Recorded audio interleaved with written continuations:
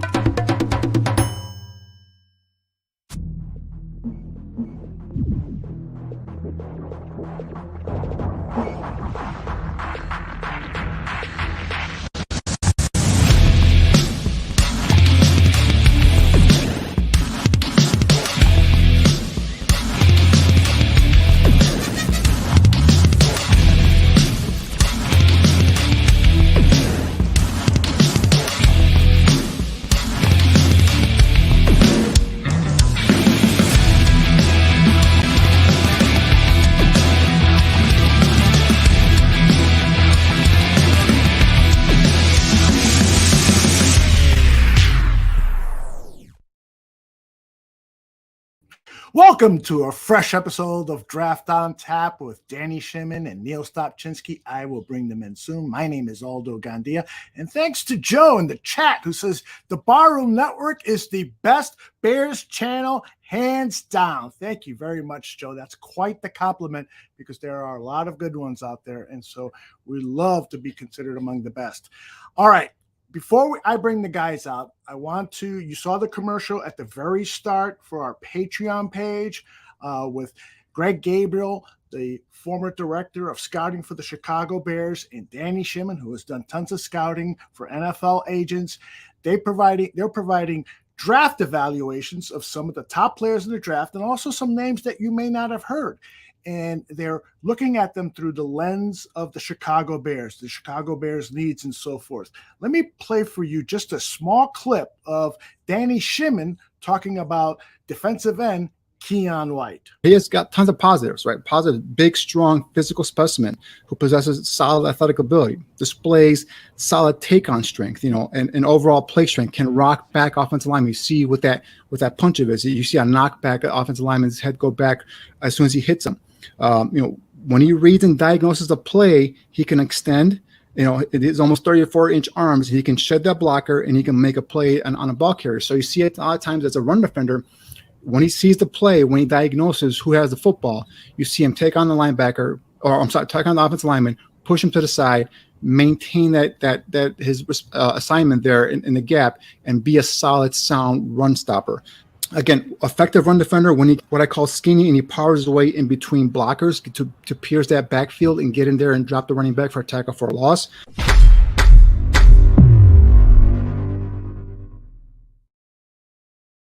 J2K, who just arrived in the chat, is one of our patrons at the site, and he just recently wrote about Danny Shimon's Isaiah McGuire. Yeah, he just wrote about him. Great find, Danny. This is a guy to keep an eye on. So that's the type of material that we're sharing on our Patreon page. I hope that you will visit it. So let me start with the introductions right now, and I'll bring in my man, Danny Shimon. Danny, how are ya? Hey, what's up, Aldo? How are you guys doing? Doing good, man. Great job on the Patreon page. And I know we've got a lot more stuff that we're going to be posting over the next week or two. Who have you been looking at lately? Well, I started off first with the defensive line. I've rotated a little bit. I'm looking at centers now. I'm looking at offensive linemen, offensive tackles. Then I'm going to start looking at guards, and I'm going to move over to receivers, tight ends. Just hitting all the position needs that the Bears have or Bears needs, and so I'm going to go group by group, and then I'm going to circle back and and go ahead and take a look at some more guys, some guys at the combine. I know we're going to talk about today. Really had me kind of jotting down names and making sure I go back and take a look at some of those players as well. So there are some guys that really improved their stock, I felt like, at the combine, and got my attention. I'm sure they got the attention of other NFL scouts, and those are going to be guys that I'm going to go back and circle back. But yeah, all my scouting reports are going to be up on our Patreon page. I hope you guys, can go and subscribe and just, let me know what you think. And, open for, a conversation back and forth, and we can see what you guys agree or don't agree on. And again, like Aldo said, I'm scouting these guys strictly, in the view as a Bear scout, looking at the Bear scheme, what the coaching staff has said that they want, the type of players in terms of just, body, physique, tenacity. Again, scheme fit is also very, very prevalent, very important as well, but also culture. You got to take a look at some of these players, and culture is something that they keep stressing in terms of what they did last year in kind of coming in first year, establishing that culture, letting it be known like what they want, what kind of football player they want. So all those things are being taken into consideration when I'm scouting these players, and then seeing in terms of do not fit into the as future Chicago Bears under this regime. Indeed. We've got a lot of combine talk coming up, and one of the guys that's going to help lead us with that discussion is my man, Niel Stopchinski. How are you, brother? Always happy to be here, brother. I got to tell you, you just heard Danny talking about the combine and, how that may have impacted some of his evaluations. He's going to go back and review things and so forth. When you watched the combine over the last few days, did you have that same kind of reaction to it? Hey, I got to go back and look at some of these guys, or this guy, maybe ran faster, that kind of thing? Yeah, that's what the combine's for. It's to check the balances, right? It's all checks and balances. I always say that, what happens at the combine, the Underwear Olympics, shouldn't make or break an evaluation. It should be more about affirmation and confirmation. Yeah, when you see things that happen at the combine, that should trigger at sometimes you going back and taking a look at the film, maybe reevaluating your grade to a certain extent. But yeah, you want to, like for instance, we'll talk about a couple guys today that put up some amazing numbers that you may not have seen those numbers on film. So it kind of makes you want to go back and check and see where you see those numbers and see if there's any sort of discrepancies. And for good scouts, for good organizations, for good franchises, they'll get together and kind of reevaluate some things. Get together after the combine and take a look at their board and see what's changed and see what's improved. See whose stock rose and fell. It's normal stuff. It's part of the process. Indeed. I see in the chat, people are already talking about some of these veteran players who might be released. Triple R says Darius Smith is seeking his release.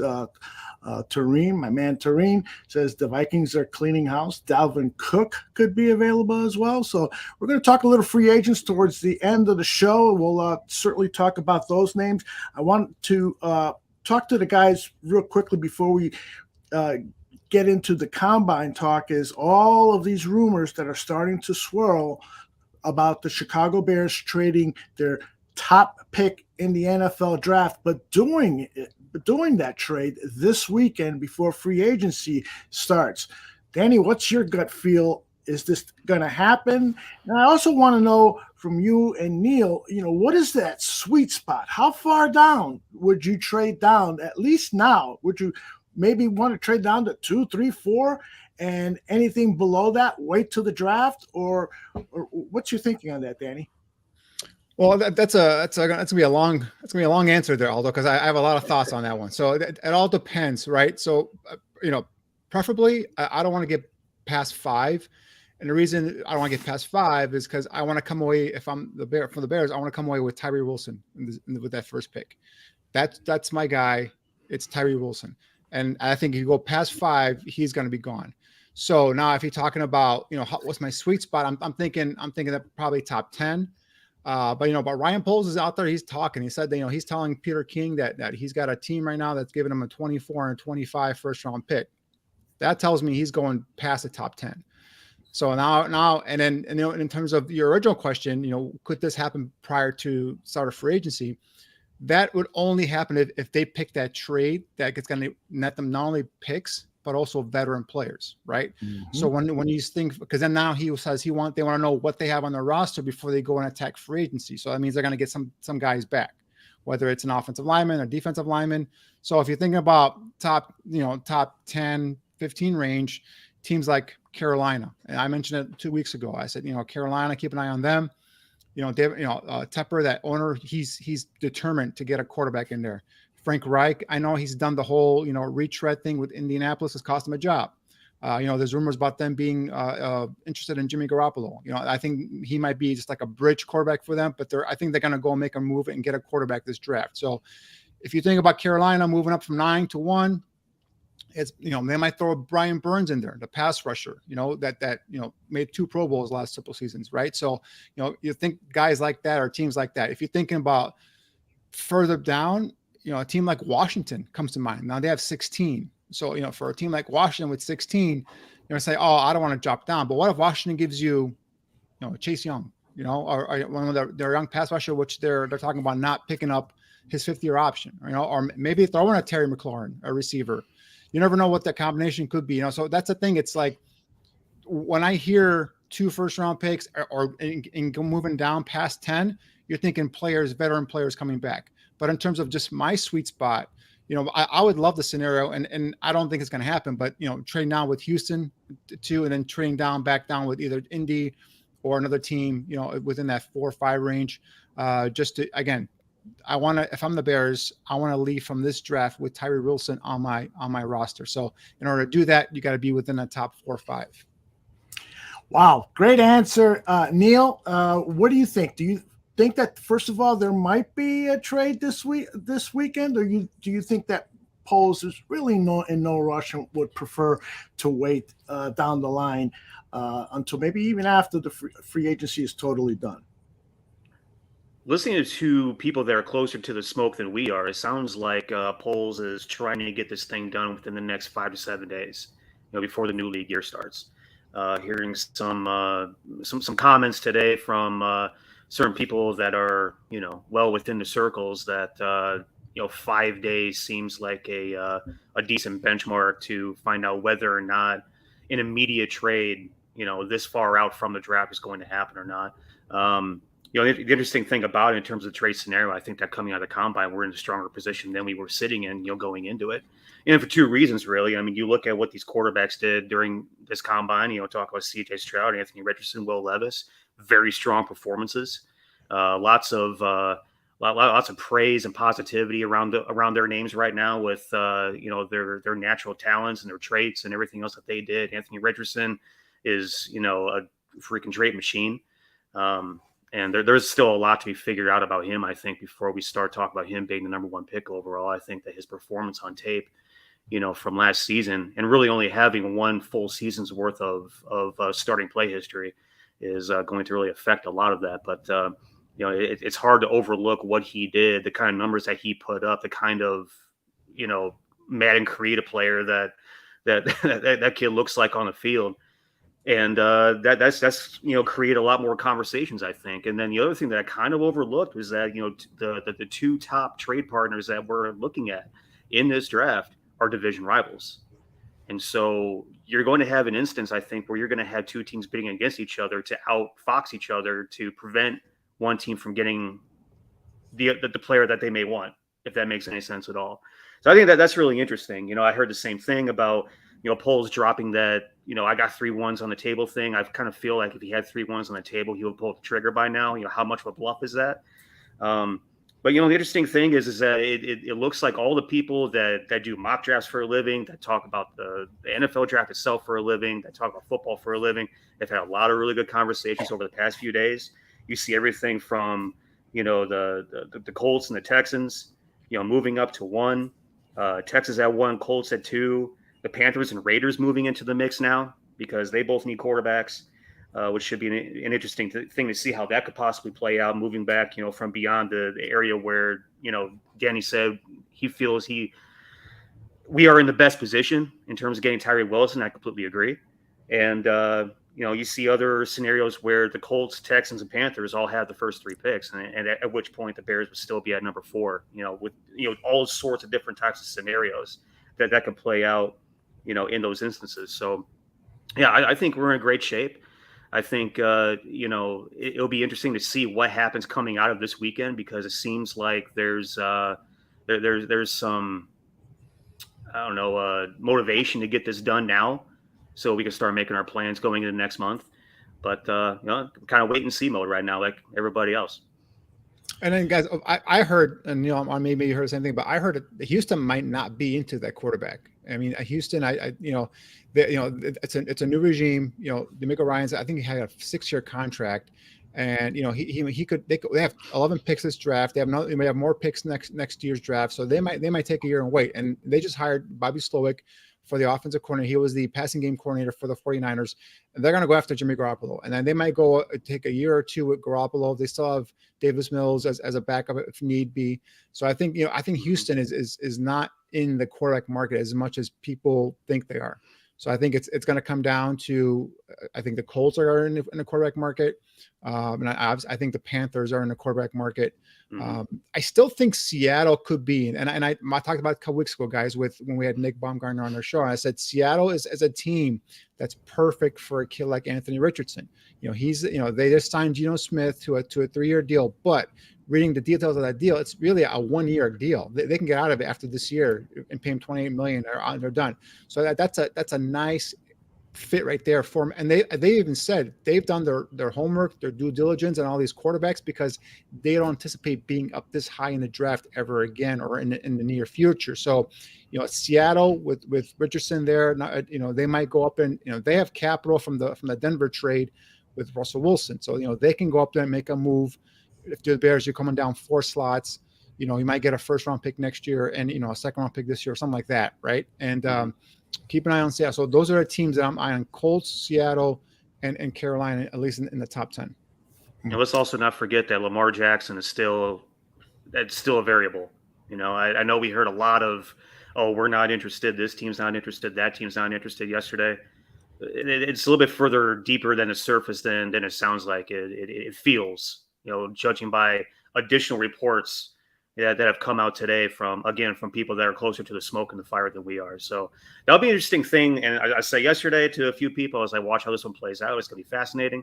That's going to be a fascinating variable that's going to really affect what happens with, Poles negotiations, other teams' negotiations, and everything else with the quarterback carousel going forward.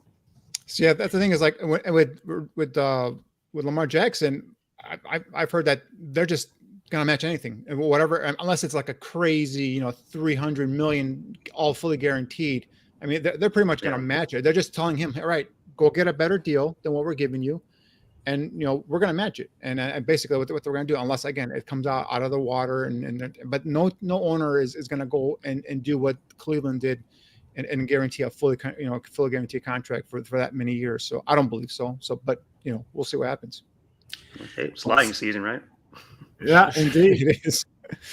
We had a show on earlier tonight, the Mac and Reed show, and Toreen posted in the chat room that it looks like the tag for quarterbacks in the year 2025 is going to be over $50 million. That's the anticipated tag price. And so it's really one of the reasons I want to trade Justin Fields. I'm just kidding. Are we going to start that conversation today? Are we going to get a conversation? No. Right. I've been beat up so badly over that whole thing. I don't want to go through it again. I heard the entire chat room going after their pitchforks. You ain't kidding. Aldo throughout this scenario over text, and I thought maybe he was, he broke back into his wacky tobacco, and he was, just having a good time, and start texting me these trade scenarios, and it was just.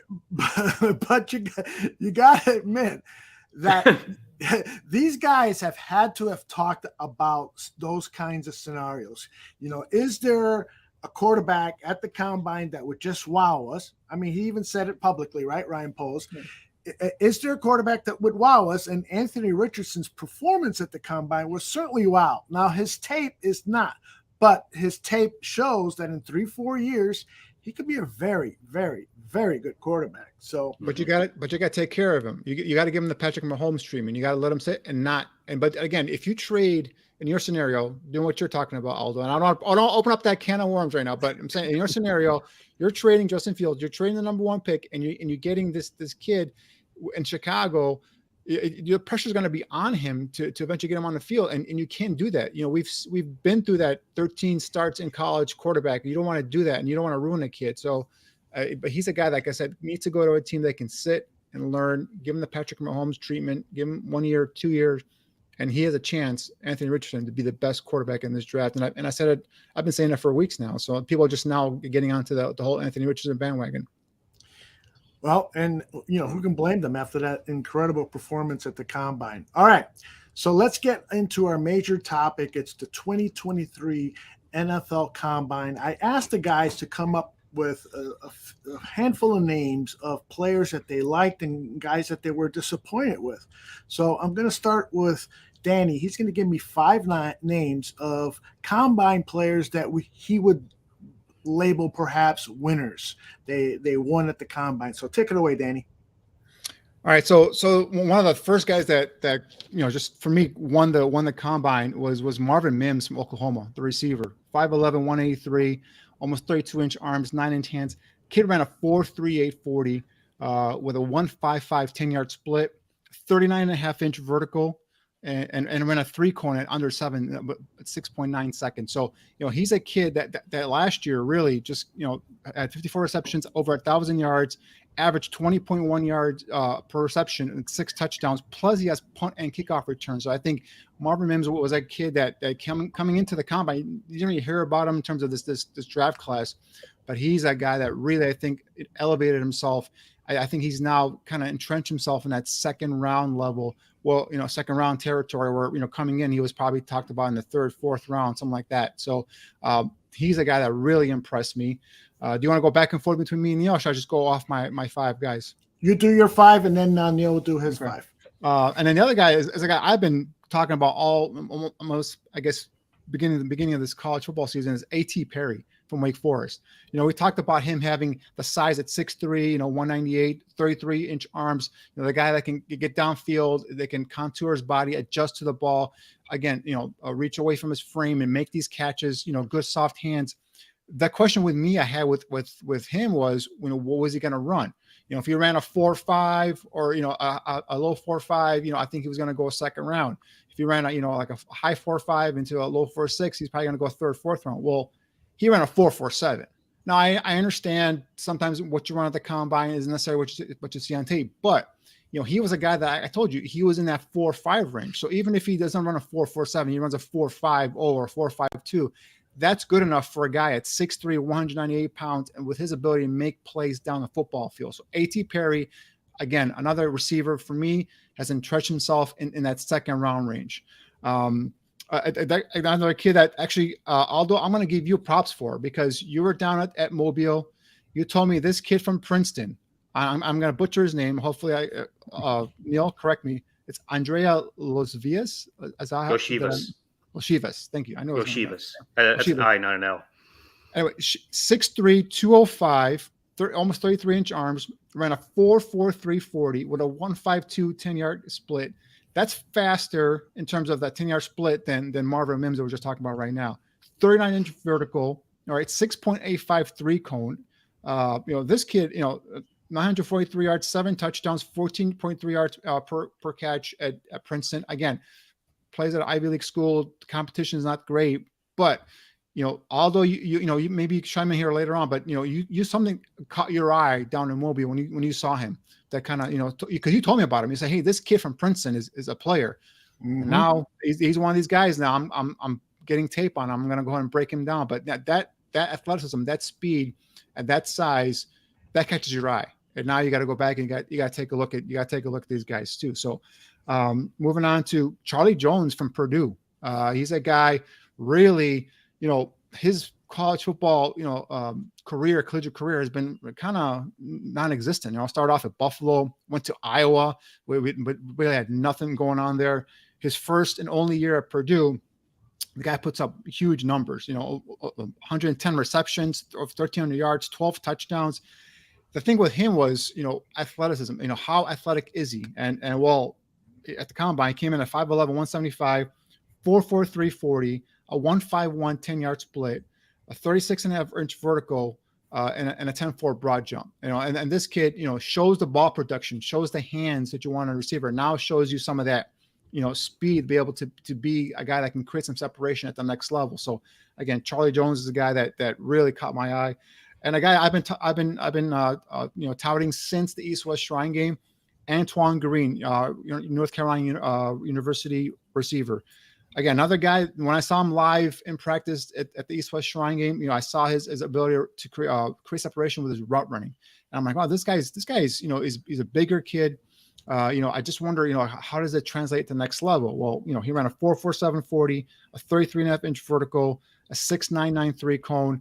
So I think he entrenched himself in terms of a guy that can get downfield. Remember, back-to-back years, he averaged 19 and 20 yards a catch the last 2 seasons in North Carolina. We don't hear much about him, but he's a guy that caught my eye at the East-West Shrine game, and then just kind of carried that momentum on at the next level. So I those are my top 4. Jackson Smith and Jigba, to me, they didn't do much in terms of running or anything like that, but his 3-cone kind of verified his ability in the slot. If you give him a two-way go, he's got the quickness, the shiftiness to be able to kind of separate and create that separation from a corner. Looked smooth as all hell in the gauntlet and the other drills. I mean, this guy looks like who can develop into someone that can be that number 1 type of receiver. Now he's going to be predominantly in the slot. So the question now we talk about is his long speed. Those are things he's going to have to, talk about. But the other thing is, the more important thing for me, I heard that there are some questions in terms of in terms of why he sat out last year. Scouts and teams had questions. From what I can gather, those are all answered. Teams are no longer, questioning that. And I think that's all good. And he's cleared there. So those are my 5 guys. Initially, I'll come back with some more after we hear Mr. Niel that has going there. Yeah, Niel, what do you got, my friend? Man, just to touch on a couple things that you said, Daniel. Jackson Smith and Jigba, that 3.93 shuttle, that 6.57 3-cone, absolute spider. I mean, it was absurd if you looked at the deviation between his times, and then if it wasn't for Jackson Smith and Jigba, Andre Yushovas would have the top times at both of those, quickness drills, right? I mean, it's absurd how much he blew the way of field in terms of his change of direction and quickness and everything. And then I'm so. Just real quick, I just want to say with Smith and Jigba, that's the thing we talked about. What you want to see in the tests at the combine correlate to his film, and you see that correlate to his film, because his ability to be able to create separation in the slot with that two-way go. That talk about that 3-cone. That's one of the things that they test that for, to see your ability to create separation, moving laterally. So sorry. No worries. I mean, hey, you're spot on. And then, bringing up Charlie Jones, I probably watched a lot more, Purdue games in this household just, by default, because I got a Purdue fan living with me. But, Charlie Jones was week in and week out a playmaker for that offense, and really kind of made things go in that offense. I know, Aiden O'Connell had a decent year throwing the ball around. He had a tight end he could throw to, Payne Durham, who I really like as a late round guy potentially. And, obviously we're going to be looking for a guy to play alongside Cole Kmet to, kind of take some of the burden off of him, and also add a little bit more of a dynamic element to our passing game as well. But, Charlie Jones is, he's a smooth receiver. He's got great hands. I think he's got great route intelligence. It was a lot of fun to watch him play this past year. I mean, even more fun than the super midget from the year before, Moore. I mean, that kid was explosive, and he's a splash player, and every time he touches the ball, he can take it to the house. But just the intricacies that Charlie Jones showed on the field, the way he ran routes, his football intelligence, find the open spots. I mean, that kid's impressive. But speaking of tight ends, a kid that I haven't watched, I barely even heard of. I mean, he was basically a blip on the radar screen. Zach Coombs from Old Dominion, 6'7", 255, 34-inch arms, 10.25 hands, 4.55 40, 40-inch vertical, top vertical amongst the tight ends, 10-foot 8 broad jump, best broad jump amongst the tight ends. He had the best bench press performance at 23 reps at 225.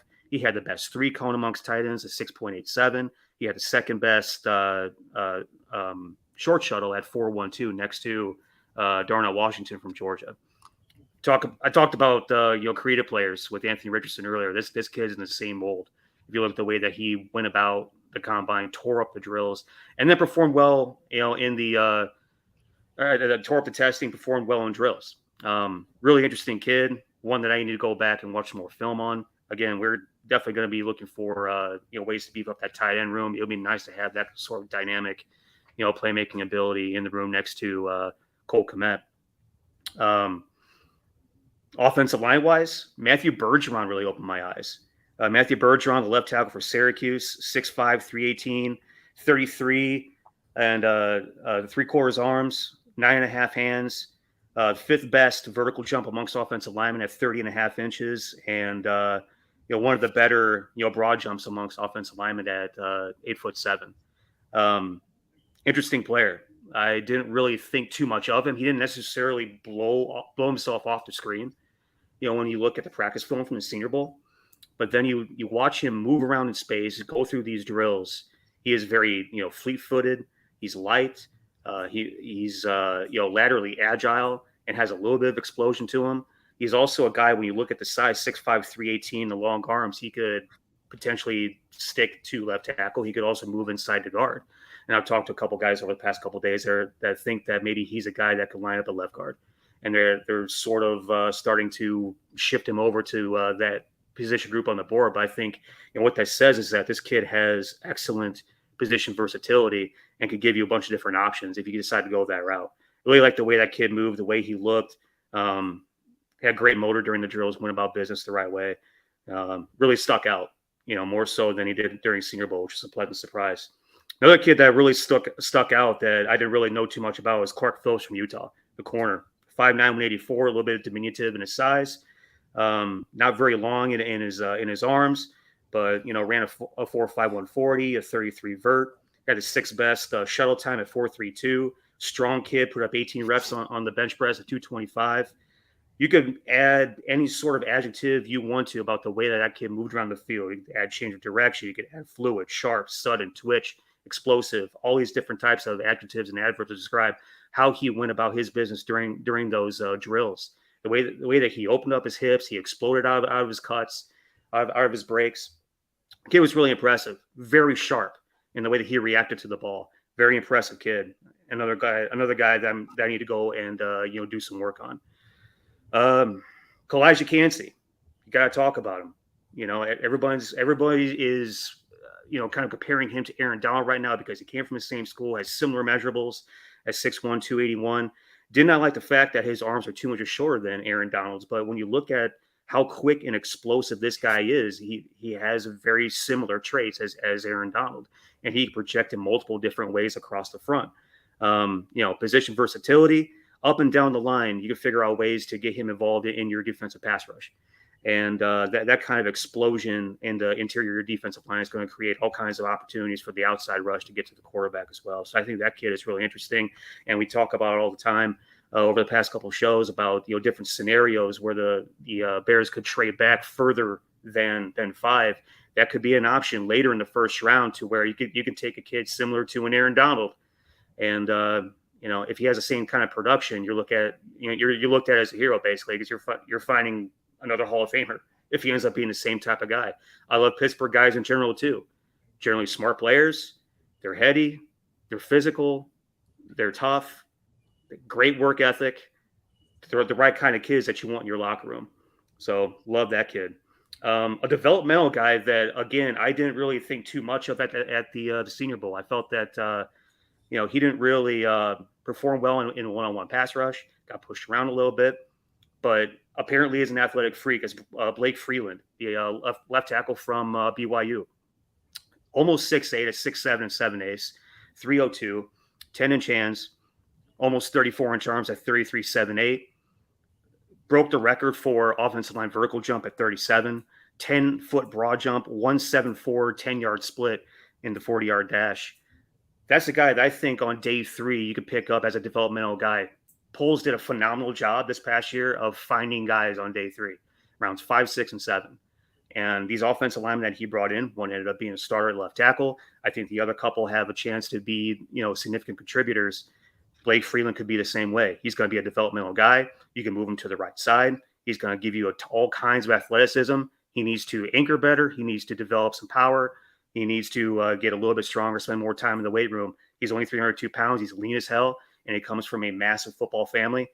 Not really a football family, massive athlete family. His dad, his sisters, his brothers, everybody played sports of different varieties. I think, he's got everything in his blood that you want. Good kid, a little bit older, but again, developmental guy that you can bring in on day 3 that could end up being a very, very pleasant surprise, similar to Braxton Jones. Excellent list. I'll tell you one thing about Blake Freeland from BYU. Yeah, he looks the role. At the Senior Bowl, he's just towering above everyone.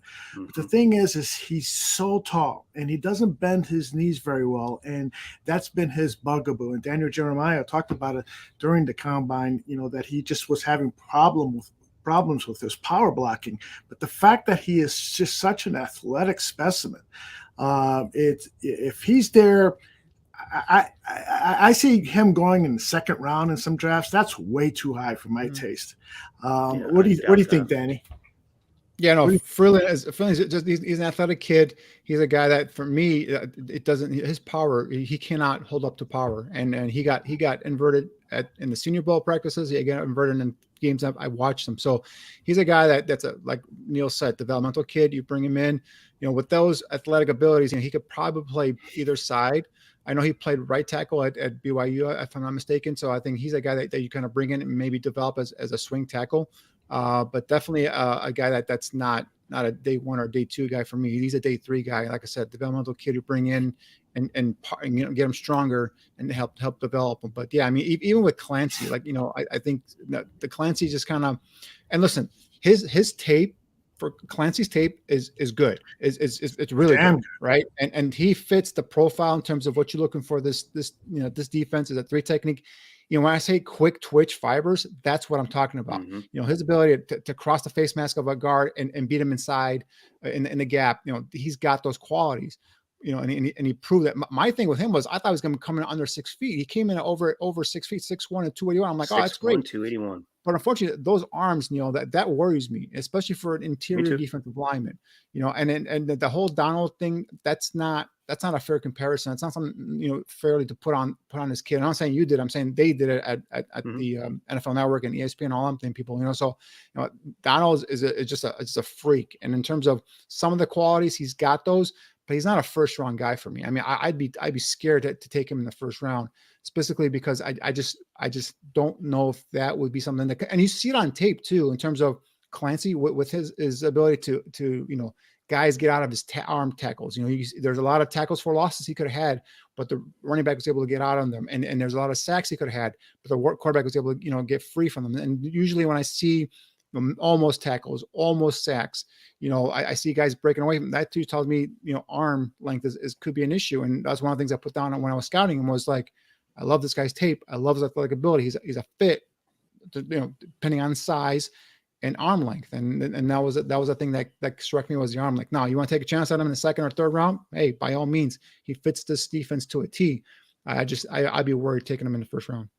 Yeah, I mean, if you're a smart advanced, scout, you look at that arm length and you say that's probably not first round, material right there.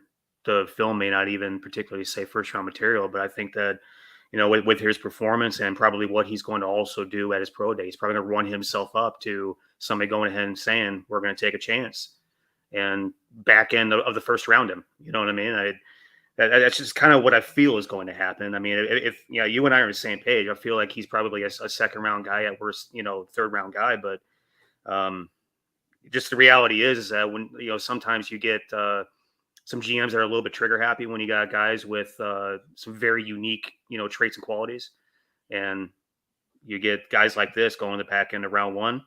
If somehow, some way, where, when I say where, I mean, the Bears are in the back end of round 1, they're going to have some interesting pick at the litter, not only just of this kid, but other kids that you would say probably definitely second, third round guys, but unique, interesting traits. You know, are you going to go ahead and invest all of that guaranteed cash into a kid like that? You know, me personally, a little bit too rich for my blood, but Mhm. you know, it is what it is. Blake Freeland, though, you said right tackle. Was I being dyslexic about that? Did he play right? I thought he played left. I saw him. I mean, he might have played left sometime in his career, but I saw him play right tackle on the teams I Okay, watched him. I'm probably just being dyslexic about that. Either way, but yeah, I mean, you know, you look at that kid's tape. It drives you absolutely crazy because you have this big, long, athletic dude, and even on the practice film from Senior Bowl, big, long, athletic dude can kind of get pushed around a little bit. Drives you crazy. But again, that's why he's a developmental guy, and that's why he's a prime, you know, day 3 pick somewhere in there. I'm not sure exactly where yet because he's got all the numbers, but he doesn't have the film, and he's completely inconsistent. Drives you nuts. But amazing developmental value right there that I hope we fall bass backwards into. Danny, why don't you give me a few more names on that positive list of combine performers that you saw last week? Yeah, another guy that I've been touting, a guy that I'm high on, I think more than a lot of people is Yaya Diaby from Louisville, defensive end, 6'3", 263, almost 34-inch arms, 33 and 7/8. Ran a 4.5 40, a 1.54 10-yard, a 37-inch vertical, and a 10-foot broad jump. And this is a kid athletically. Just put out there at the combine what I've been seeing on tape. He's not a finished product, but he's a guy with that first step quickness, his ability to come off that edge. He's a guy you can develop into a defensive end that can be, a 5-7 year starter for you here. So I think Yaya Diaby really, really, just for me, continued his, assertion in terms of cementing his spot within probably day 2 of this draft. Someone that I'm going to go back and take watch some more tape on is Jalen Redmond from Oklahoma. Talk about another kid, interior defensive lineman, 6'2", 291, with those 32-inch arms, went a 4.8, 140, a 171, 10-yard. And that's the one thing I'm looking at for these defensive linemen and even offensive linemen. I'm looking for that 10-yard split. That's more important to me than the 40-yard, to be honest with you. 34.5-inch vertical, 27 reps on the bench press. He's a guy that battled a lot of injuries throughout his career at Oklahoma, so I'm going to go back and do some work on him. A kid that I said keep an eye on, this kid from Illinois, and that's Jatavius Martin, the defensive corner / safety. They list him as a hybrid there. Bears I think are going to get a slot corner. I don't know if it's going to be in free agency or if it's going to be in the draft. And this is a kid played predominantly slot corner for the Illini. This kid is one hell of an athlete, and he's a ball player as well, guys. 5'11", 194, 4.4, 640, a 44-inch vertical, 11.1 broad jump. That shows you the explosion he has in his lower half. And so he's a kid definitely that I had my eye on going into the combine, and definitely for me just took it and shined there at the combine. Sidney Brown, his teammate, I mean, really impressive. But both Brown brothers, I think, really did well for themselves at the combine. But Sidney specifically, not that the Bears are looking for a safety, but I think this is a guy that really come out there and just said, here, I'm a player on film, and I'm an athlete when I'm tested. And 4.4, 740, a 1.51 10-yard split, 40.5-inch vertical, 23 reps on the bench. I think Sidney Brown, is going to probably go in that third round range is what I'm guessing. Again, Bears not looking for a safety, but I think he acquitted himself nicely at the combine. And a guy I saw at the East West Shrine Games practices, Terrell Smith, corner out of Minnesota, a bigger body corner. He was really physical down in Vegas there and at the practices. So I like the physicality. He's a 6 foot corner, 204, with 32-inch arms, ran a 4.4 140. 34-inch vertical, 7.023 cone. So he put some of those athletic abilities on display there at the combine. And I saw his tenacity and his ability to get physical with the receivers down at the East West Shrine practices. So Terrell Smith, I think, really did a great job. And one guy, I think, Neil, you're going to touch on him as well. But I got this is my guy, man. Double A, Tommy Adebawore from Northwestern. I mean, my question was, they played him at end as edge player. I think I saw him on tape. I said, this guy can kick inside and be a 3 technique. And I just 100%. Wanted him to prove me right. And I think he did that. I think he did way more and did that. So 33 and 7/8 arm length, 4.49 40 for a guy at 6'2", 282 pounds. Guys, I have some receivers that didn't run that fast here, and a 1.61 10-yard split, 37.5-inch vertical. Talk about 27 reps on a bench press. Talk about someone who's explosive, who's got those quick twitch fibers I'm talking about for my 3 technique. He's a guy, again, I'm projecting, and the production really wasn't there at Northwestern. I think that the most he had was sacks was this past season with 5. So that's a question of you're kind of projecting now. So first, second round first round is to me is a reach, but second round is probably the area, maybe third round if you're lucky. But he's a guy that I'm projecting as an interior defensive lineman in this scheme, a 3 technique with that type of power, that type of speed, his ability to kind of pierce that gap and get into the backfield, and make plays. I had a feeling about this kid, and he went out there at the combine, put a performance, and just kind of took all those doubts out of my head. And I think this is a guy that if the Bears are going to go, if they're going to bypass some of the guys in the first round and they want a defensive tackle, AA is the guy I'm looking at. Niel, tell me your love about I thought I had the name pronounced correctly, but I'm going to try it. Adebayor. No, can't do it. Adebawore.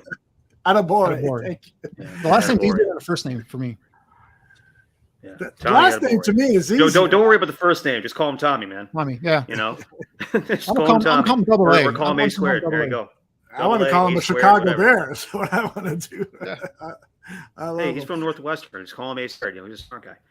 Right? Exactly. We've talked about this kid every single show we've had so far, and we've talked about it at length. And I think Danny and I we love this kid equally as much. And yeah, he didn't show that sort of particular explosion and dominance and unbelievable man and creative player twitch at Northwestern. Now I did say that I watched a lot of Northwestern games this year as I tend to do, and every single week, or at least every single game that I watched, every single game that I was able to actually pay attention to, lock into, the kid was always in the backfield. He was creating disruption and beating his man, coming off the edge. And again, I think that's another kid that gives you some position versatility. But again, you kick him inside the 3 technique, and that has a lot of power and explosion coming in up into the gap. And if you watched his practice film at the Senior Bowl, that's exactly what you saw. You saw a kid just get after the interior guys' asses. He bull rush with power, and he was the guy that I think I characterized as when Devin Hester is even, he's leaving. If he got past his man the slightest bit, it was over. He was able to not only change direction while engaged, but do something explosive to get home. And I think he's a little bit of a projection. Again, you don't necessarily see it on film. And I talked to a couple guys around the league that said the exact same thing. Like they're now going back and taking a look at that film and where the hell exactly was all this during the year? Where did I miss it?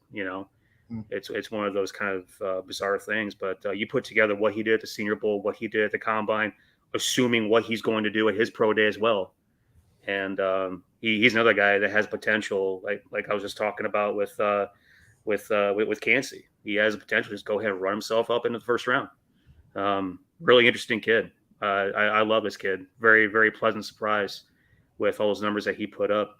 I'm going to keep it kind of local for all these next 3 guys, including Tommy. Trying to keep it local because I think if there's one thing this franchise has done historically, is that they try to bring in the local products. Talked about Tommy, the other Northwestern kid, Evan Hull, 5'10", 209, just under 31-inch arms, 6'9" in the 3-cone, 4.38 in the short shuttle. Both of those were top 5 or 6 times. Good explosives, pew pew pew, right? You just thought the fact that he finished every drill running it to the end zone. That's what you liked about him, probably. Yeah, no, I mean, I was getting to that though. I was getting to that. 10-3 on the broad, 37-inch vertical. Again, something that did surprise me because as I was talking about with Tommy, watching as many Northwestern games as I possibly could, I would see this guy produce. I would see this guy score. I would see this guy create. I didn't necessarily see a ball of explosion that he showed that he was, right? So that was interesting. But if you look at the kind of attitude that he went into the Combine with, like Danny just said, every time he touched the ball, he took it to the house.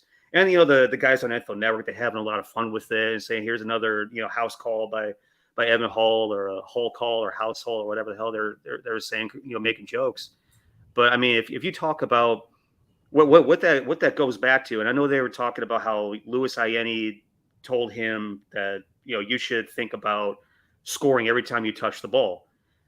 That goes even back further than that. That back when I was there, when we got into not even just individual drills. I mean, just the entire practice. I was always going to say it started individual drills and went into team drills, but then it became an entire practice thing. Every time an offensive player touched the ball, they called it expressing the football. Just expressing the football. Finish going forward. Don't. If you drop the ball, great. Finish going forward. Don't think to yourself the play is over just because hey, I caught the ball. It's practice. I caught the ball. The play's dead. Let's re-rack. Go back to the huddle. No, express the football and finish, and that is exactly what he did. That's kind of the attitude that this kid has, and I absolutely love that. I think that kid's interesting. He didn't necessarily perform at a Senior Bowl as well as I wanted him to in the one-on-one blocking drills, but I think what he shows is the intent, the willingness to be able to do it and try to do it well. And that's, I mean, obviously one of the things that I want out of our next tailback, if David Montgomery ends up not being with us for much longer. You want a guy that's hopefully he's a three-phase running back. He can run the ball, he can be, productive out of the backfield, and then he can, block the free rusher. So I think the kid's tough. I think he's heady. I think he's smart. Obviously, he's at Northwestern, but I think he's got the right makeup. You talk about character in the locker room, Poles does all the time. That's the type of guy you want. And then his counterpart at Illinois, Chase Brown. Danny touched on him a little bit. I love Sidney as well. If we can get both these Brown brothers here in Chicago, that would be absolutely amazing. But Chase has all the things that I think David Montgomery has, and I talked about that in our Senior Bowl wrap-up show. He can run the ball, he can catch it out of the backfield, be productive, and he can pick up the blitz. He was an absolute beast during the one-on-one passing drills at the Senior Bowl, and then he puts down the kind of numbers that he did here at 5'9.5", 209. Yeah, he might be a little bit short, but he's definitely not tiny, right? He got some beef to him. 40 inches on the vertical, 10'7" on the broad jump, ran 4.43. He's explosive. He's fast. And in the tailback, passing drills, caught the ball very well. They talked about during the Senior Bowl how he and his brother and his mom overcame adversity. They came all the way down here from Canada. They overcame a lot. Again, another kid that has the right mindset, that has phenomenal character. Another couple kids, if you can get Sidney along with them, that you definitely want in your locker room. And again, I've said it for weeks now. If you end up not having David Montgomery running the ball out of the backfield, Chase Brown was definitely a dude I'd love to see back there. Good stuff.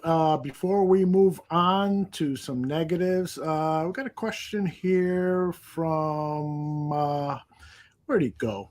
Did I save it? Yeah, I think I saved it. Somebody was asking about Carl Brooks, the rusher from Bowling Green. Have you guys done any work on him? Yeah, I did. Tell us what you think. Yeah, he's one of my guys that I'm surprised didn't get invited to the combine. But I mean, definitely a guy that is intriguing, a developmental guy. He's got that quick twitch ability. They use him. Another guy that I feel like he was kind of misused at college. They use him on the outside, rushing from a 2-point stance. So that's the kind of athletic ability he's got. Obviously his numbers I don't have them off the top of my head here in terms of what he came in at the Senior Bowl, but I believe it was in the 6'1", 6'2" range, 280 plus pounds.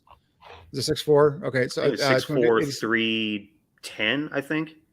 Was that much? I didn't think it was them, but I have my notes here because I did a scouting profile on him for our Patreon page. But yeah, I mean, he's a guy that again, we're projecting at the next level I am projecting the next level as an interior defensive lineman, the guy that shows you some of that ability, that quick twitch ability that I've been harping upon in terms of what you need here in a 3 technique. So definitely a guy that's interesting in terms of day 3. That you can bring in and possibly be one of those guys that can plug up in there in terms of as a rotational kid initially, but something you can definitely develop. But yeah, he shows you some traits that you like, especially like I said for an interior defensive lineman in this particular system or scheme.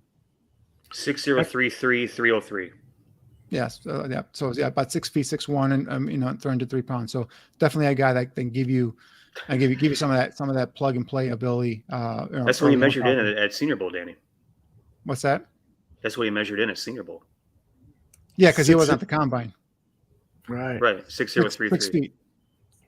You said 6 Wow. feet, right? No, 6033. Oh, 6-0. Okay. Yeah. Yes. All right, Six let me three and a stay- half. Damn it, he's 6'3.5". Okay. Let me stay with you, Danny, shit. and why don't you give me some of the negatives that you've got? Some of the Some losers. negatives? Yeah. I mean, first of all, I feel really bad for this kid, Andrew Voorhees from the guard from USC. Yeah, he's a guy that a 50-year player, a guy that was entrenched really in that second round, a guy that can probably come in and start year one. He's still going to get drafted. But he's going to probably go day 3 now because for those who don't know, he's running his drills. He was doing one of the drills and he tore his ACL. So the kid is pretty much gone for his first year. But went from a second round pick to probably a guy that's going to be drafted, day 3 now. So I feel bad for him. So that was one. I don't want to call him a combine loser, but I just feel really bad for the kid. Keishawn Butte from LSU. This is a kid that, coming out was like, oh, I'm staying for another year. And then he's like, no, I'm coming out last minute. Really didn't show much in terms of, the combine, watch his tape. Doesn't really give you, I expect more from him. Maybe I have higher expectations for the kid. But, ran a 4.5 40, it's not horrible, but I thought he was going to perform a little better than that. 29-inch vertical.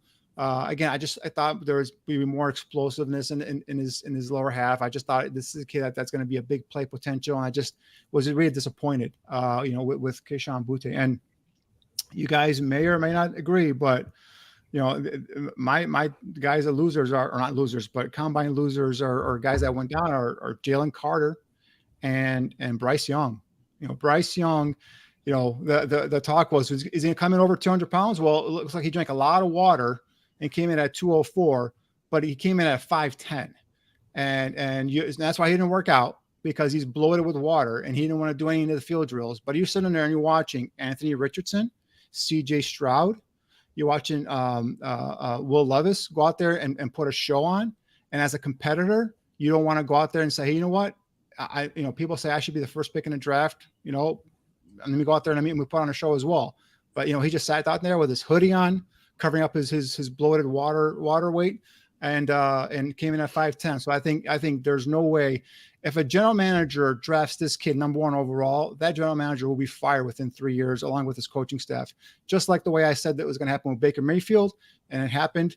You do not draft a guy 5'10", got under 200 pounds, and number 1 overall. So I think Bryce Young and Jalen Carter, I think he was done dirty by someone at the University of Georgia, because that came out, that was released the day of he was doing interviews. And, Kirby Smart, he controls what goes in and out of Athens, Georgia. And the fact that came out the day he was doing interviews, scheduled to do interviews first day of the combine, that was done unintentionally. That was done on purpose. And someone was getting him back for that. So that's unfortunate. I think he's still going to go in the top 10 as long as there's no other anything further than what we know in terms of the legal problems. But I think that was unfortunate for the kid, and someone did him dirty. Someone didn't like him for whatever reason, and they released that news the day of his interview. So those are my guys that really disappointed at the combine for me. Niel, what you got? Agree with a lot of that. I'm not sure if it was water weight. Maybe he had a couple of 5-pound weights stuffed in his pants or something. I don't know. There's no way in hell that dude is walking around at 204. No. There's also no way in hell he's playing at 204. Right. I mean, I heard he was during playing the at season, 180. barely 190. Yeah, I heard 180, 184 is what he maxed at Alabama during the season. Yeah. And all of a sudden, he shows up 20 pounds above his playing weight. That's why he didn't want to do any drills, because he was bloated. He couldn't do anything. Yeah. Mm-hmm. Yeah, that's a bad deal. However, I did expect him to come in at just a hair over 5'10". I expected him to be right at 5'10", honestly. But did you see the graphic where I forget who put it up? Damn it! Everybody's got good graphics nowadays. All the Alabama weight, not weights, but the heights were off by like 2 inches. Oh, do you guys see that? No, I mean that's typically what they always say. The rule of thumb in scouting is whatever the team puts up on the website always minus 2 inches and about 20 pounds. Mm-hmm. Give or So take. here's the funny thing, though, is that Steen actually showed up an inch taller than And his then than Clance his as listed well. height. Like, what are we doing Clance- in Alabama? And then Clance as well. He came. I thought he was going to come in because he was listed at 6 feet at Pittsburgh. So I thought he was going to come in about 5'11", maybe, Yeah. and they came in at 6'1". Yeah, crazy, man. Yeah. I also had Andrew Voorhees I wanted to touch on too. That's just a shame. Not the reason why we should get rid of combine drills, because I mean that's the same type of thing that could happen at his pro day, same type of thing that could have happened on the field. I mean, when it's your time, man. I'm a firm believer in everything happens for a reason, and fate and all that stuff. Like it, what's the movie Final Destination? It's coming for you. You can't avoid it. It's coming for you. It's going to get you at some point. It's just a good thing for him. It happened in the off seasons where he can go ahead and rehab and get back to full strength. He's going to miss all training camp and everything else, but just a bad deal for him overall. But you got to give the kid credit. Busts his ACL, sticks around to the next morning to do the bench press, rips off 38 reps at 225. Right. Yep. That was great, freaking impressive, dude. Yep.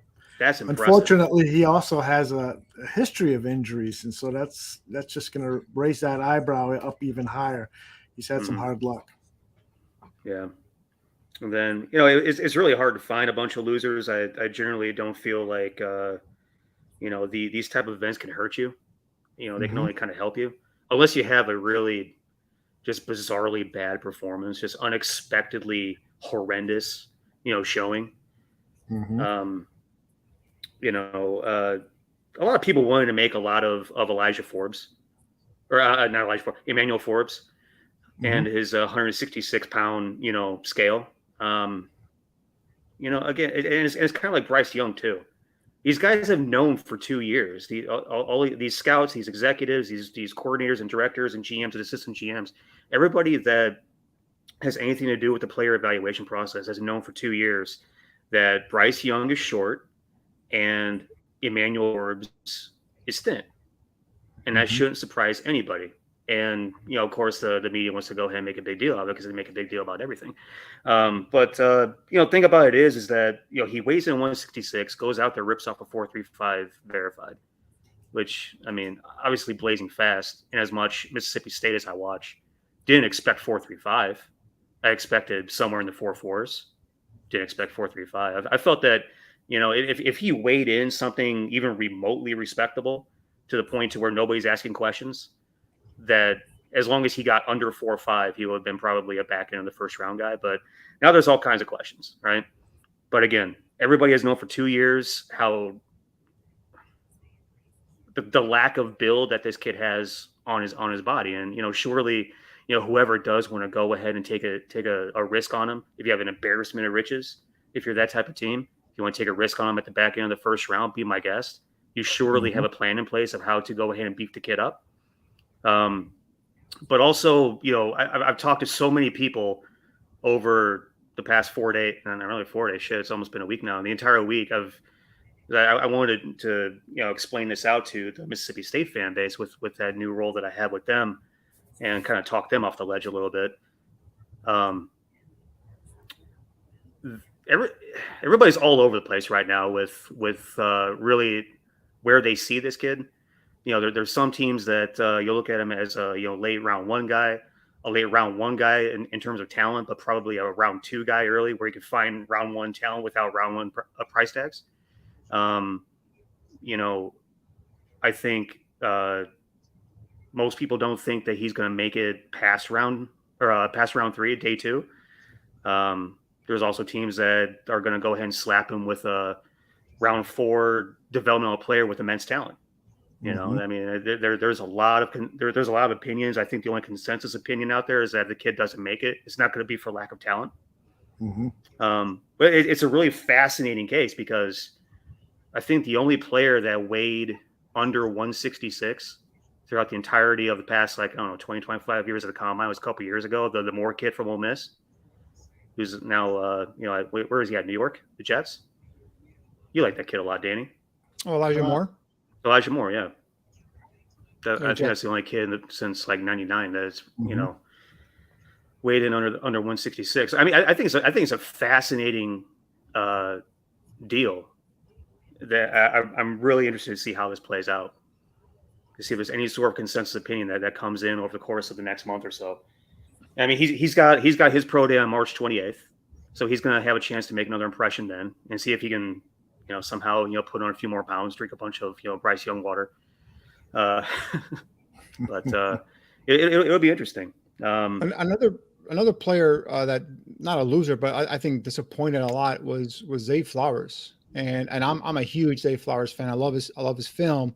Another guy I've been touting for most of the season, but 29-inch arms, 5'8" guy, 180 pounds, 29-inch arms. That's not someone that a lot of NFL teams are going to be taking in the first or second round. So I think Zay Flowers is a guy that's probably going to see himself drop. Now, could a team, like they say the Chiefs or like the Eagles at the tail end of the first or second round, be like, hey, you know what, we'll take this kid because we don't need him to be our our top 3 receiver. He can be a guy we can just kind of get the ball to in the open field, and yeah, they can do that. But if you're looking at a kid that's going to come in and contribute as a starter, that's going to be you have to have a specialty role for Zay Flowers. I think that also will hurt him. But I mean, you put on his tape. I mean, you see the playmaking ability. You see the guy that can go up and make a play on a football, shows toughness. So, this is another thing where you have to go over and kind of think about, all right, I see the tape, but also I know the facts now. At what point do you take him off the board? So I just don't think he's going in the first round though. All right. Ready to move on, Neil, or did you have anyone else that? Oh no! Was a disappointment. No, I just. Guys, I just think Forbes is fascinating. I'm not saying he's a loser. Nothing about how he went about his combine made him a loser. He had an incredible workout, and the bizarre thing with his workout was towards the end. Before the second to last drill, he kind of made an awkward break on the ball in that one drop and open up your hips drill kind of deal, and he cut it after that. I'm not sure if he tweaked anything or if that was just him and his agent saying, hey, let's just go ahead and cut it short. He had a good day.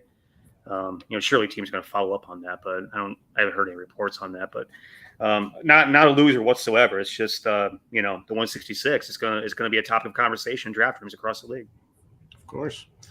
All right, let's move on, and we will talk about any surprises that you saw at the combine, whether it was somebody's 40 speed or measurables that you'd like to mention here. Danny, I'll start with you. Any surprises? There was a receiver that I shocked me from Arkansas. Landers, I think is Matt Landers. 4.39 40. I think it's like 6'3" or 6'4", something like that. He's a kid that I'm going to go back and I've circled back to watch him, make sure I watch him. Jalen Cropper from Fresno State really, ran a 4.4 flat 40. I know he's more quicker than fast. I saw him also at the East West Shrine games, and I think he's a guy that's got a nice little career there in the slot. I'm telling you that the Maryland receivers were impressive. Jacob Copeland. Yep, Jacob Copeland, Raheem Jarrett, and there was another one that I forgot his name here, but there's a third receiver. Demario, right? What's his name? Demario Darius? Demas. Thank you so much. Demas. So those 3 receivers are really surprised me as well. So, but yeah, I mean, and in terms of anybody else other than that, really nothing really sticks out right now.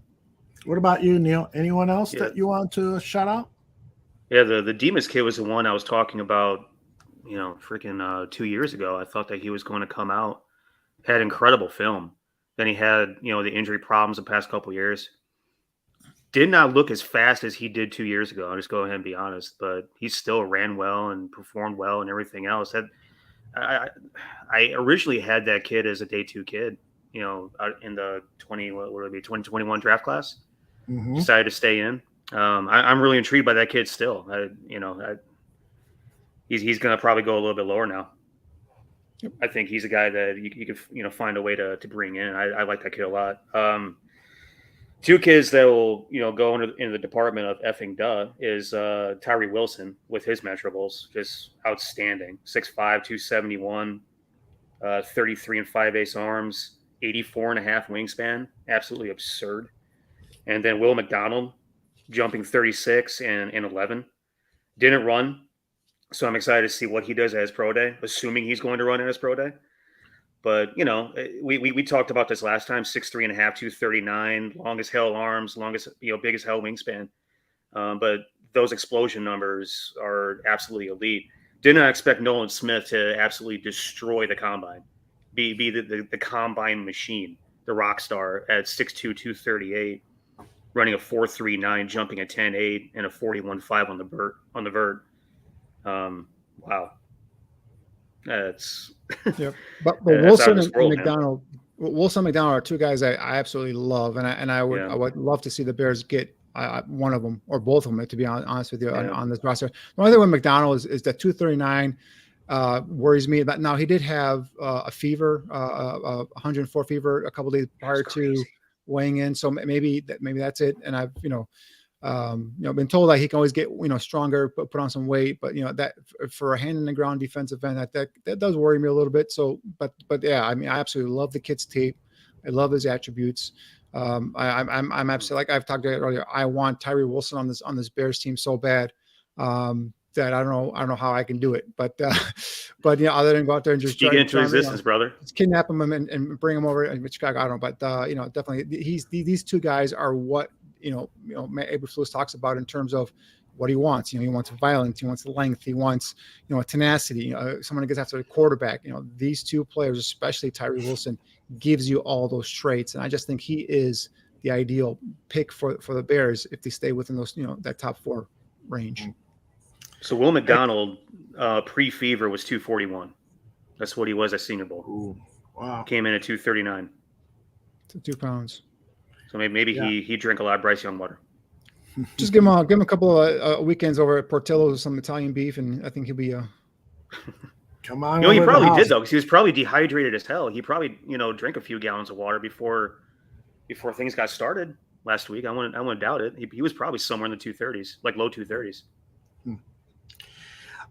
Guys, let me see if I got a couple of questions here. Russell asks, if the Bears trade back to 9, do you go defense or a left tackle? I already know. I already knew you guys are going to say that. There's still a lot of people who do not believe that Braxton Jones is a worthy left tackle on this team. I think he's going to prove people wrong. But in fact, let me do this. Hold on a second. Just in our Barroom Draft exclusives, Greg Gabriel. Why? Because those people are reading what these sports writers are writing, and just guys, these writers, they're writers. They're not evaluators.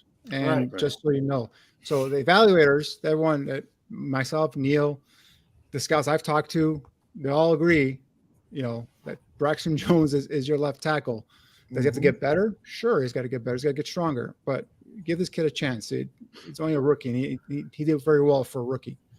So Greg Gabriel on our Barroom Draft exclusives, he did a profile of the what we are looking for in an offensive tackle. You see who made up the offensive line this year.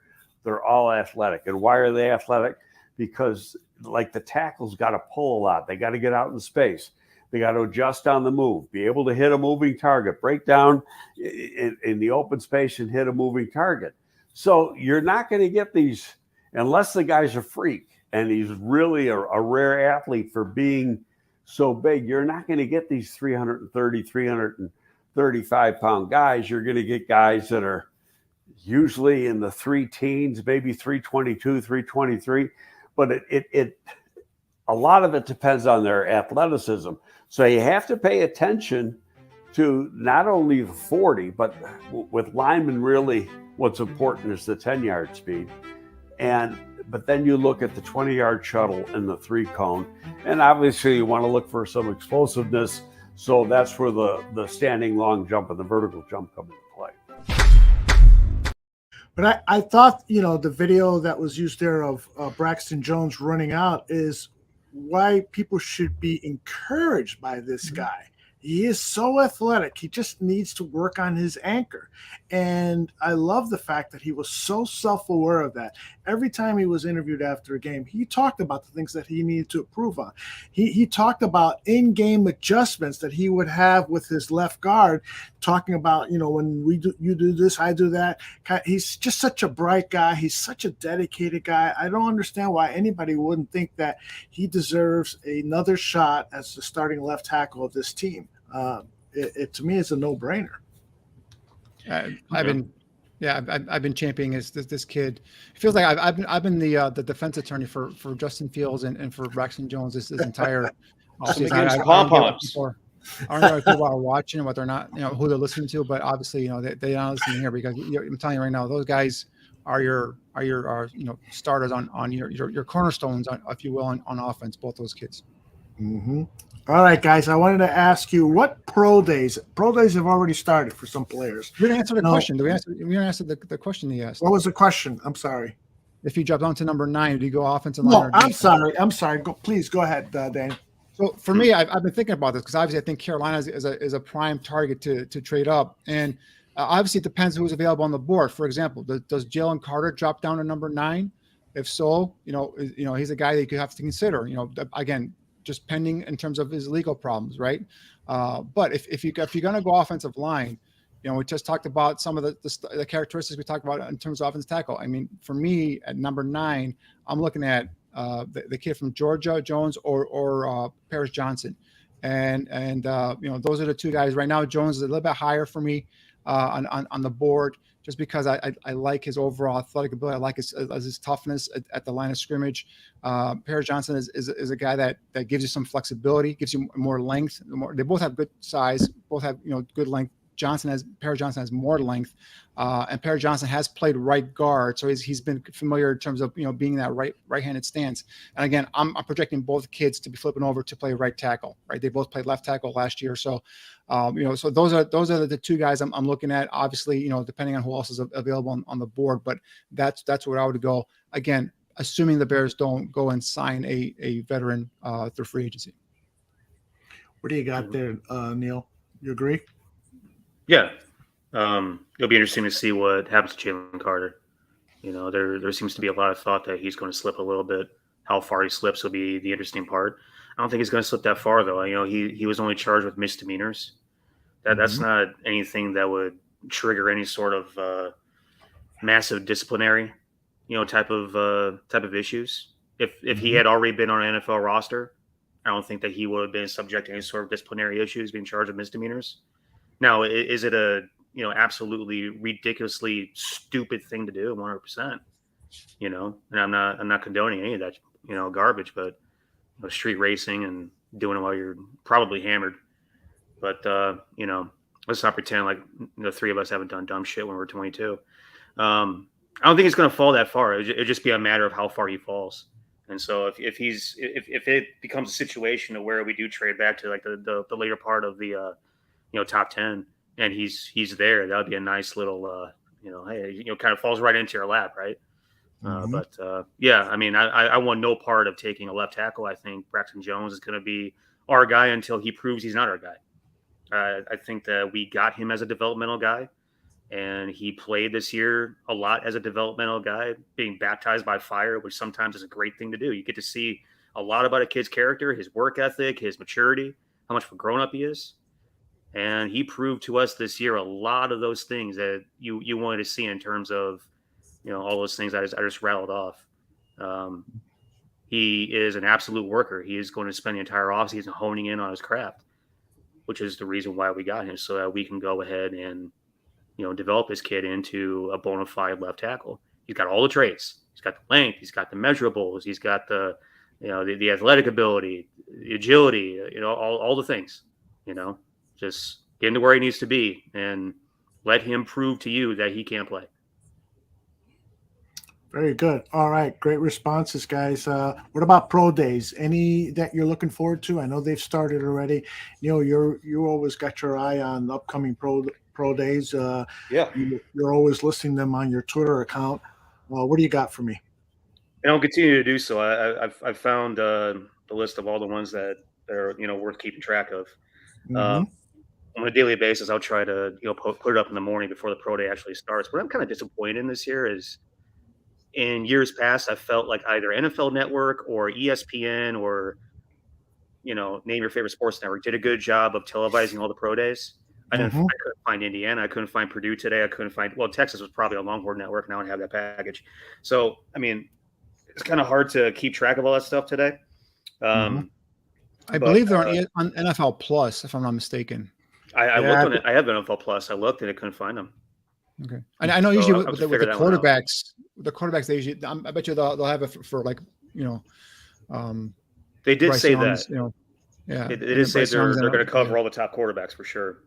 yeah, CJ Stroud, all But those even guys. NFL Network did a good job of televising all that stuff, and I couldn't find anything. So I got to do some digging on that to figure out where all this content is. But um, pro days, obviously, I want to see Bama and Georgia. I want to see what Bryce Young looks like if he's going to show up with the Bryce Young water bottles on the morning of and weigh in at 204 again, which is absolutely absurd.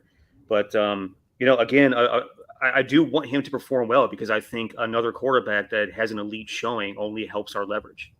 And so I Mhm. want him to perform well. And then also Georgia, I want to see what Jalen Carter does, not only from a standpoint of seeing how he moves and how he goes about his business and, what he tests, but also with all this other nonsense in the background, looming over his head, is he keeping his mind right?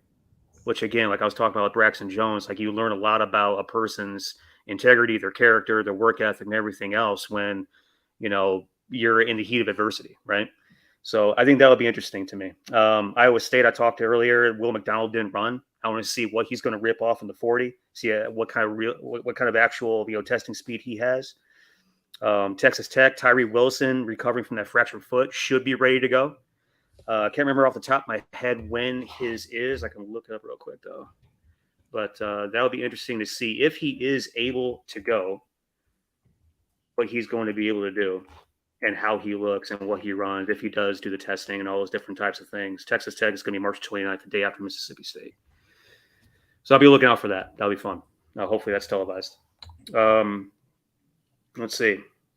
Mississippi State for the Emmanuel Forbes saga.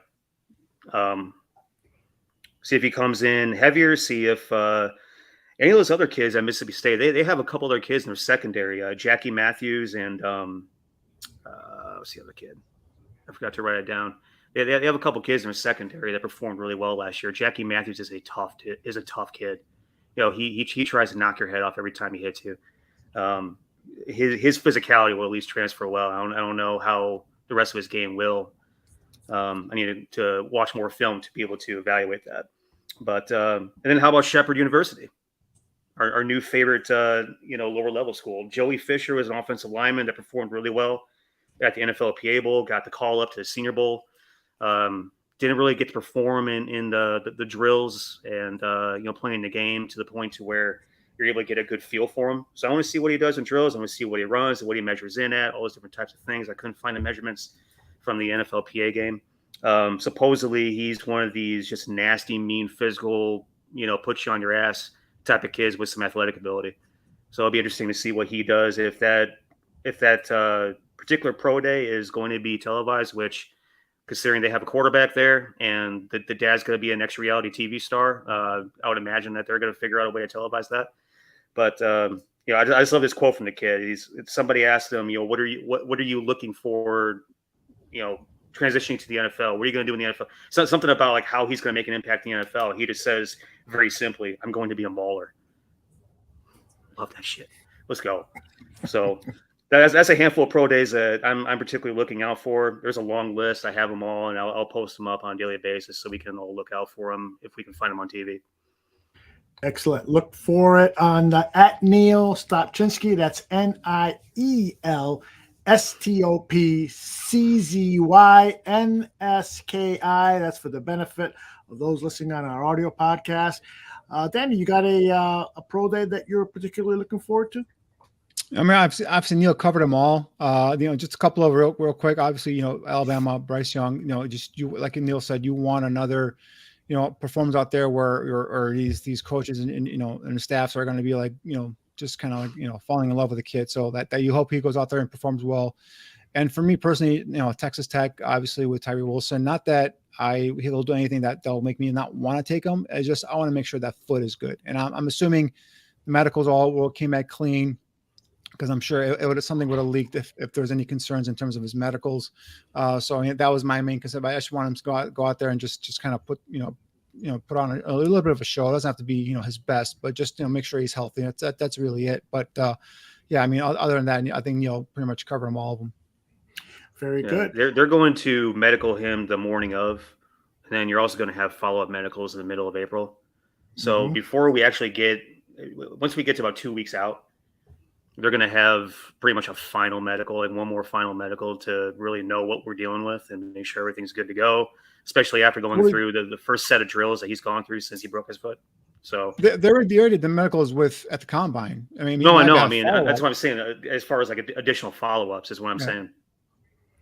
I want to thank Hair Bear and Retro for their tips in our tip jar. Hair Bear, you are the best, and Retro, you are second to the best. Maybe third. Guys, before we go, how much you put in.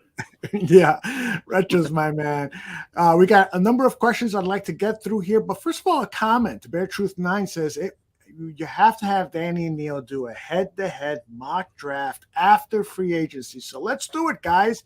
After free agency, which should be our next show, let's do a head-to-head mock draft and have the Barflies comment on who you pick. What do you think about that? Could be fun. Yeah. They look real excited, Bear Truth 9. With trades or without trades? With trades, absolutely. Absolutely. All right. Let's tackle some questions here. Stephen Nagishi, my man. Stephen wants to know your thoughts on Jonathan Mingo, the wide receiver out of Ole Miss. Anybody take a look at him, Danny? Maybe you? Yeah. I mean, he was actually on one of my lists as positives, but I don't want it to get yelled at because you told me just keep it to a certain amount. So yeah, I mean, he's that big physical receiver. It just seems like all they have at Ole Miss are big physical receivers, except for Elijah Moore that won a couple of seasons ago. But anyway, 6'2", 220, ran a 4.4, 640, 154, 10 yards played, a 39.5-inch vertical, 22 reps on the bench. Definitely a guy that really intrigues me. He's a guy that he's a bigger physical receiver, but again, that speed, if he comes anywhere close to 4.4, I think that gives you another player, another guy that can get downfield and make some nice contested catches. So yeah, Jonathan Mingo is a guy to keep an eye on, guys. I'm not sure in terms of what round. I'm thinking right now, probably third round is probably where he's going to land. Maybe he gets in the second round, not sure. But yeah, definitely another big body receiver who can get down the football field. So yeah, Jonathan Mingo was a guy that did impress me. I just didn't, go over him because of the fact that I was given a limit by, the Podfather over there. I love that kid. That's that was a kid I really wanted when I was still at Mississippi State when he was getting recruited. Jackson kid, Brandon High School, I think. If I can remember right. But, one of those kids where, your typical Mississippi kid, he's big and athletic and versatile and plays every position on the field, type of deal. DB, wide receiver, put him in the backfield at times, return kicks. I mean, all that kind of stuff. You could have effectively, developed into whatever you want him to be, ends up being, typical Ole Miss receiver, big and strong and long and athletic. So explosive. I remember he performed absurdly well at camp, over the summertime. So, I mean, really interesting kid. It has been just, developing since he got in college. I mean, he was, obviously didn't come in as a finished product by not even close. One of those developmental kids to where every single year just gets better and better and better and better and better. All right. Stephen has another question. He says, which Texas defensive lineman is a better fit for the Chicago Bears, Ojomo or Colburn? What do you think, Danny? Moro Ojomo is a guy that I was looking at. Again, a guy that going down to the East-West Shrine game, I saw him live there in person. He's a guy that I could fit either as a one tech or possibly 3 tech, but probably more so as a one tech. Really showed more at the East-West Shrine practices than he did at Texas in terms of his tape, because he showed the ability to go ahead and get into those gaps and get into the backfield and create some havoc. So Ojomo definitely is a better fit for the scheme. Any opinions there, Mr. Stopchinski? Ojomo. Okay. Just leave it that. Let's see. Free agents. So Dalvin Cook might be available according to Taurine. Pass. Guys, I am not signing a running back, a veteran running back. I have running backs galore in this draft. It's good running that back I class. can bring in. I'm not wasting money on running backs. I know there are 3 running backs on here I could have talked about. What about Mike McGlinchey, the right tackle of the San Francisco 49ers? He's a scheme fit, but man, oh man, I think the injuries have caught up with him. He's getting beat so often nowadays, or this past season on passes. He's still a good run blocker, isn't he? But I don't know, as a pass blocker, I'm not into him. Hard pass for me. I'm not. He's going to probably get around 17, 18 million a year. I'm not down with that. And I mean, just, all you got to see is was it Mike Parsons that the Reggie White, little hook, and you kind of had him going parallel to. I'm good. He's a guy that there is no veteran free agent right tackle out there that I really. I mean, Jawan Taylor from the Jacksonville Jaguars could be. Stephen, that they're mentioning. He's a guy that intrigues me. He's young. I think he's 25. But he's one of those bigger guys. I think he's 330 plus. We talked about earlier with Greg in terms of scheme fits guys, being able to get out in space and be a lead blocker. So, he's a guy that intrigues me. McGarry from Atlanta intrigues me, but there's no one out there. I'm like, go get this guy. I'd rather just, like I said, if you do trade down, you should have multiple picks. And, I'm doing my profiles on these tackles. It's going to be put up on the Patreon page. You're going to be able to see who I like and who I don't like here, but there's plenty to choose from in terms of guys to bring in, potentially be bookends. Like, I talked about 2 earlier in terms of Broderick Jones or Paris Johnson. Either one would be a nice bookend to Braxton Jones on the right side. Yeah, it's a rookie. Yeah, he's going to go through some lumps, but you know what? They're talented rookies. And especially with a kid like Jones, his athletic ability to be able to get out in space, and be a lead blocker, in the open field as well. So, both got things to work on, definitely. But, that's how I would prefer to go right now, as opposed to just throwing money at these, retread, offensive linemen. I would just go defense, and free agency. Speaking of money, I think Retro got paid today. Retro thinks this is Hall of the Moon or something. Throw some money down, get your question asked first. There you go. He asked no trades, offensive line or defensive line only, first pick. I think what that means is, if trading down in the first round, and are you going to maybe pick somebody outside the line in that first round? I'm interpreting for you, Retro. I know you've had a few. If you do trade, or if you stay at number 1, is he asking? Oh, it seems like, okay, you don't trade the pick, you stay at number 1. Are you going with O-line or D lineman, or are you going to, pivot to something else? Well, if I stay at number 1, I don't know how Niel feels, but if I stay at number 1 and I can't trade down, obviously I want to trade down, but if I can't, it's Tyree Wilson. I'm going Tyree Wilson, number 1 overall. Yeah. Best available guy in the trenches, which to me at this point is Tyree Wilson. Mm-hmm. Well, I think that's it for questions. Let me double check here. Yeah, I think that's it for questions. Guys, you were outstanding. And Retro and Hair Bear, thank you very much for your donations. Everyone else, thank you very much for your participation. And thank you for all of you who are in our Patreon program. It's patreon.com/barroom draft, and Bear Truth 9 is there. I know J2K is there. I know a few other people are there. We've got some nice attendance. A bunch of new videos are dropping this weekend, and I can't thank you all enough. Let's go around the table. Any final thoughts or shout outs for people? I'll start with you, Mr. Niel Stopchinski. Yeah, well, I mean, first off, I can't remember who said it, but I appreciate the recognition of the Rebel, right? Still trying to get that sponsorship, guys. Trying to get that sponsorship. Here's what I'm thinking. When we're covering the combine, we're talking about these guys that jump high and jump far. That gives you wings portion of our segment. It's 10:40. How are you going to fall asleep? Yeah, how do you fall asleep after drinking a Red Bull? 10:40. How are you going to fall asleep? I have bizarre sleeping hours, guys. We don't got to go into that. That's shit I gotta do on a daily basis, man. He's a Carving vampire. time out of my day for you guys. Carving time out of my He's day. either a vampire or he's walking the streets selling himself. Definitely not. You know, I just realized I'm gonna go hit the South Loop, and there will be Niel. we could do this a few ways. We could do the Red Bull gives you wings segment, the highest jumper, the vertical jump and broad jump. The best of. If we get monster measurables presented by Monster energy drink, we can do the rock star top performer, right? Hey, come on. Red Bull, Monster. Hey, all of you people out there that make beverages, all right? If you make something that's going to keep my ass awake for 20 hours a day, I want your sponsorship on this show. Yeah.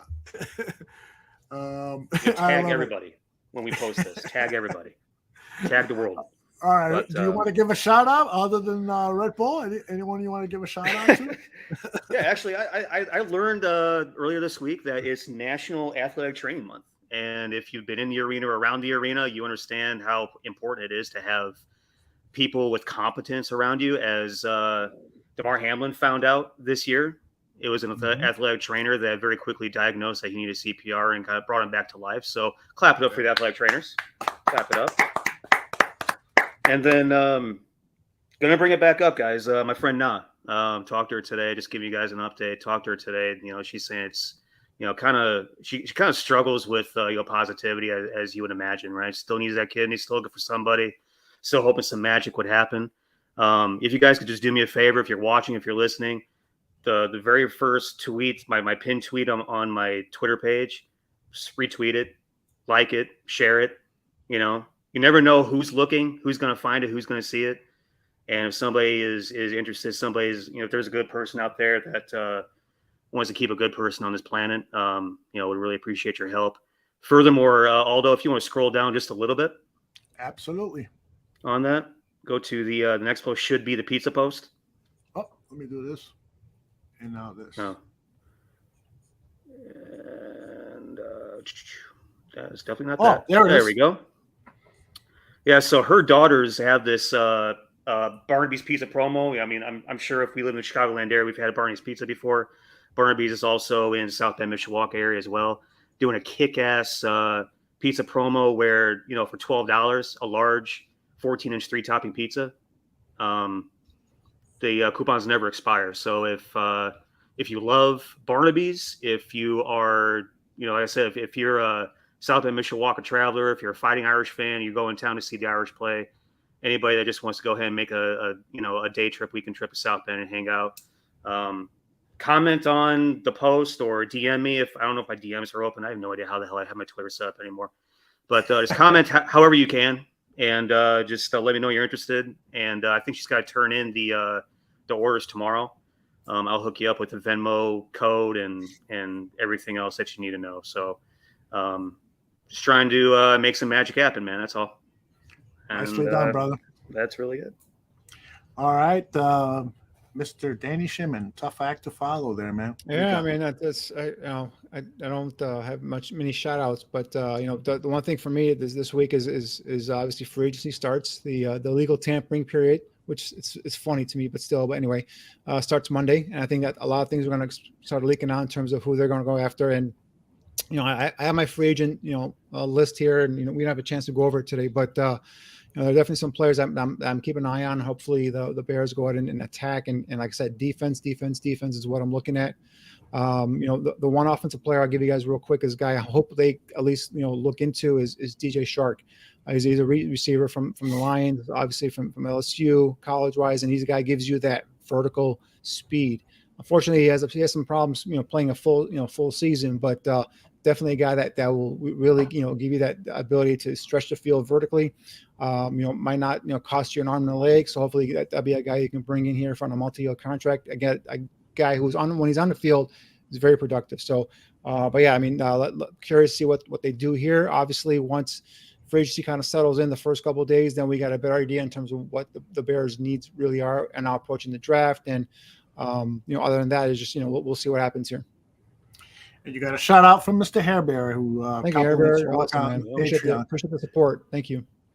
All right, guys. So I just want to close the show by saying we've got a great Bears programming from this week, and we got fresh programming coming up as soon as Sunday. As a matter of fact, the Bar 5 Tailgate guys are getting together to do a free agency preview, so that should be fun to watch. And then as soon as late breaking news hits the airways about what the Chicago Bears are doing, either with their draft pick or signing of free agents, we will come here live. So the best way to stay on top of everything is, of course, to subscribe to the Barroom Network and then hit that little reminder thing, and you will get alerts on all of your devices letting you know the Barroom Network is live and talking Chicago Bears football. So for Niel Stopchinski, for Danny Shimon, and for all of us here at the Barroom Network, I am Aldo Gandia. Thank you all very much for being here live, and thank you for our tip jar participants. We'll talk to you later. Bye-bye.